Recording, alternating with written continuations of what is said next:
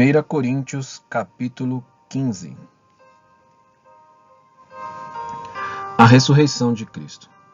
Irmãos, venho lembrar-lhes o evangelho que anunciei a vocês, o qual vocês receberam e no qual continuam firmes. Por meio dele, vocês também são salvos, se retiverem a palavra assim tal como a preguei a vocês, a menos que tenham crido em vão. Antes de tudo, entreguei a vocês o que também recebi, que Cristo morreu pelos nossos pecados, segundo as Escrituras, e que foi sepultado e ressuscitou ao terceiro dia, segundo as Escrituras. E apareceu a Cefas, e depois aos 12. Depois foi visto por mais de 500 irmãos de uma só vez, dos quais a maioria ainda vivem. Porém, alguns já dormem. Depois foi visto por Tiago, e mais tarde por todos os apóstolos. Por último, depois de todos, foi visto também por mim, como por um nascido fora de tempo, porque eu sou o menor dos apóstolos, e nem mesmo sou digno de ser chamado apóstolo, pois persegui a igreja de Deus, mas, pela graça de Deus, sou o que sou. E a sua graça que me foi concedida não se tornou vã, pelo contrário, trabalhei muito mais do que todos eles, todavia não eu, mas a graça de Deus comigo. Portanto, seja eu ou sejam eles, assim pregamos e assim vocês creram. A nossa ressurreição. Ora, se o que se prega é que Cristo ressuscitou dentre os mortos, como alguns de vocês afirmam, que não há ressurreição de mortos. E se não há ressurreição de mortos, então Cristo não ressuscitou? E se Cristo não ressuscitou, é vã a nossa pregação e é vã a fé que vocês têm? Além disso, somos tidos por falsas testemunhas de Deus, porque temos testemunhado contra Deus que ele ressuscitou a Cristo, ao qual ele não ressuscitou, se é certo que os mortos não ressuscitam. Porque se os mortos não ressuscitam, também Cristo não ressuscitou. E se Cristo não ressuscitou, é vã a fé que vocês têm, e vocês ainda permanecem nos seus pecados. E ainda mais, os que adormeceram em Cristo estão perdidos. Se a nossa esperança em Cristo se limita apenas a esta vida, somos as pessoas mais infelizes deste mundo. Mas, de fato, Cristo ressuscitou dentre os mortos, sendo ele as primícias dos que dormem.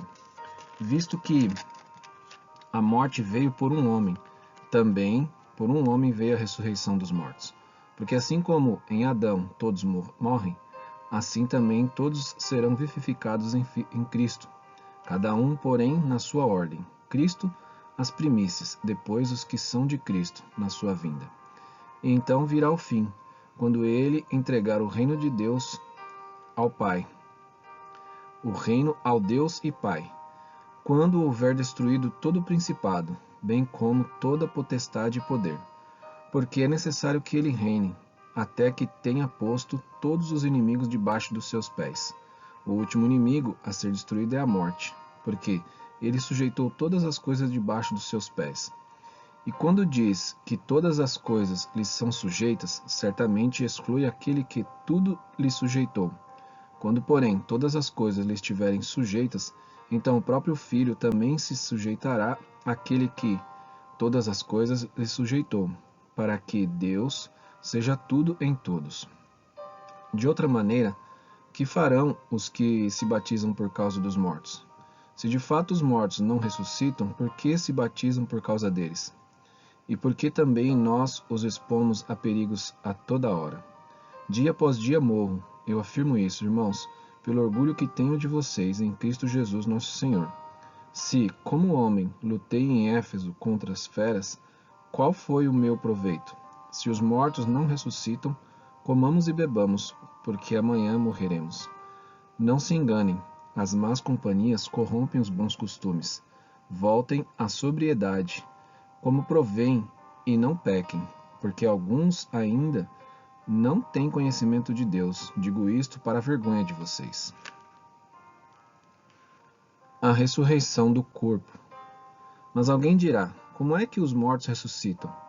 E com que corpo virão? Insensato, o que você semeia não nasce, se primeiro não morrer. E quando semeia, você não semeia o corpo que há de ser, mas o simples grão, como de trigo ou de qualquer outra semente. Mas Deus lhe dá corpo como Ele quer, dar, e a cada um das sementes dá o seu corpo apropriado. Nem toda carne é a mesma, porém, uma é a carne dos seres humanos, outra a dos animais, outra a das aves, e outra dos peixes. Também há corpos celestiais e corpos terrestres, e sem dúvida, uma é a glória dos celestes e outra dos terrestres. Uma é a glória do sol, outra a glória da lua, e outra das estrelas. Porque até entre a estrela e estrela há diferenças de glória. Pois assim também é a ressurreição dos mortos. Semeia-se o corpo na corrupção, ressuscita na incorrupção, semeia-se em desonra, ressuscita em glória. Semeia-se em fraqueza, ressuscita em poder. Semeia-se corpo natural, ressuscita corpo espiritual. Se há corpo natural, há também corpo espiritual. Pois assim está escrito: o primeiro homem, Adão, se tornou um ser vivente, mas o último Adão é espírito vivificante. O que vem primeiro não é o espiritual, e sim o natural. Depois vem o espiritual. O primeiro homem, formado do pó da terra, é terreno, o segundo homem é do céu. Como foi o homem terreno, assim também são os demais, que são feitos do pó da terra. E como é o homem celestial, assim também são os celestiais. E assim como trouxemos a imagem do homem terreno, traremos também a imagem do homem celestial. Com isso quero dizer, irmãos, que a carne e o sangue não podem herdar o reino de Deus, nem a corrupção herdar a incorrupção. Eis que vou lhes revelar um mistério. Nem todos dormiremos, mas todos seremos transformados. Num momento, num abrir e fechar de olhos, ao ressoar da última trombeta. A trombeta soará, os mortos ressuscitarão incorruptíveis e nós seremos transformados, porque é necessário que este corpo corruptível se revista da incorruptibilidade e que o corpo mortal se revista de imortalidade. E quando este corpo corruptível se revestir de incorruptibilidade, e o que é mortal se revestir de imortalidade, então se cumprirá a palavra que está escrita: tragada foi a morte pela vitória. Onde está, ó morte, a sua vitória? Onde está, ó morte, o seu aguilhão? O aguilhão da morte é o pecado, e a força do pecado é a lei.